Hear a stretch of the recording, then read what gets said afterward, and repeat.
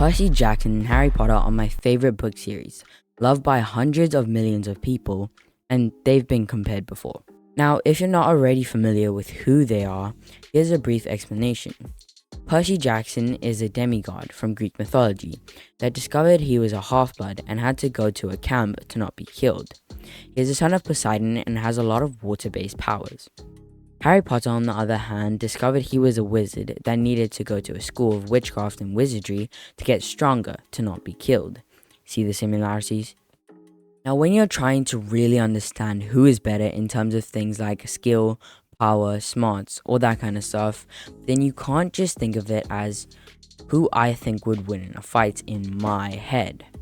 Do you see the problem? A lot of videos like this are very opinionated, and in the end, their answer is heavily formed by who they prefer and which story they prefer. But in this video, I will try to be as objective as possible. Before I continue, for all the Percy Jackson readers, I will only be touching on Percy throughout the Percy Jackson and the Olympian series, excluding the Heroes of Olympus series. If, however, you would like me to do one where I include Heroes of Olympus, then comment down below, and if there's enough people asking, then I will make a part 2 with HOO included. The way we can objectively compare these two characters is by taking their attributes, not from if they cross paths, but instead inside their own world. Anyways, the attributes we'll be taking note of is battle intellect, power and comparison, and finally, most epic power-induced moments. So now that we know what to judge them on, let's begin. Percy can be quite slow in the head when it comes to figuring out details of what's so important. But in the heat of the moment, he can think strongly of what to do quickly.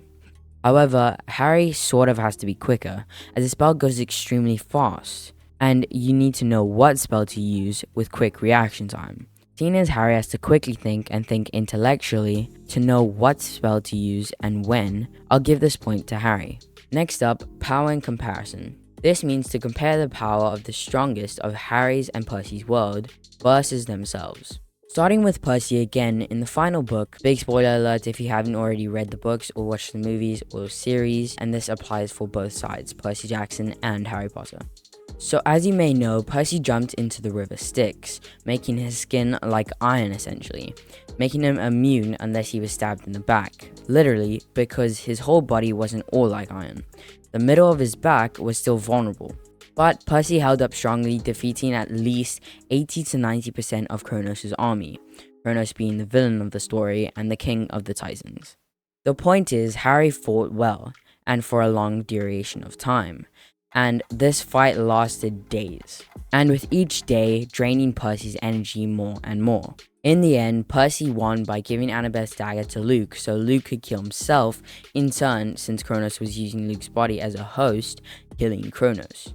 Now on to Harry. Harry fought Voldemort, aka the most powerful wizard in the wizarding world. The only person that could match his level was Dumbledore, who later on touched a ring and decided to stage his death. Sort of, at least. Anyways, Harry fought against Voldemort in almost every single book there is. But for the first few years, even though he was able to do insane things like fighting a basilisk, aka a 60-foot snake, he was helped along the way, and he admitted himself.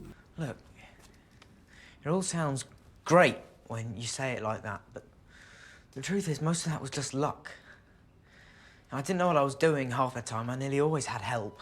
So the most real fights that show his true power are when Harry fought against Voldemort in the graveyard, only nearly escaping with his life, using a portkey. But then again, after Priori Incantatem, a spell that shows the most recent spells casted of a wand, all the people Voldemort killed last with his wand showed and helped Harry escape.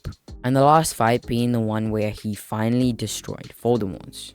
But as hard as it may have been, he kind of just stalled Voldemort until Neville was able to destroy the last Horcrux, which allowed Voldemort to stay alive. So seeing as Percy fought longer and harder, getting only hours of rest in between, whereas Harry had school, I guess, I'm going to give this point to Percy. Now, yes, this means that they are tied now, making the last attribute be the decider of who's actually better. But you may want to watch to the end because it was such a close win. The final category is most epic power-induced moments. As always, let's look at Percy first. Now, in my opinion, Percy's strongest and most epic moment comes from the fourth book. Now, you may have guessed it now, but I'm talking about Percy when he blew up a mountain. And no, I'm not joking. He full on accidentally, of course, blew up an entire mountain with just his powers. In turn, Percy unintentionally let out probably the strongest titan of them, other than Kronos, although don't be fooled because Kronos was still stuck in Luke's body and not at his full strength. I say this to all the Percy Jackson readers that think otherwise.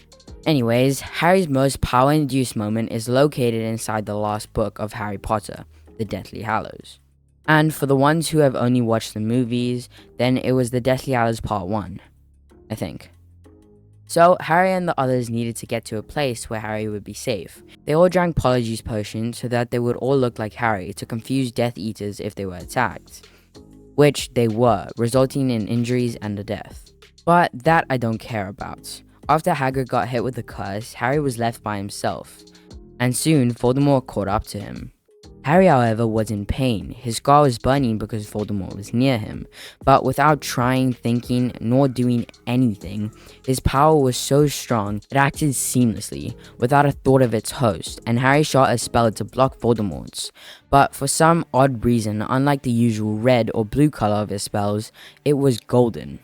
And so powerful that the temporary wand Voldemort was using almost broke from the stress of the power. Now that we've seen both sides of the story, we need to decide who we think is better. Now, I know I would get a lot of people being mad at me, but I'm going to have to give the point to Harry, because in the end, he acted so strongly he almost destroyed the most powerful weapon a wizard or witch can own, a wand.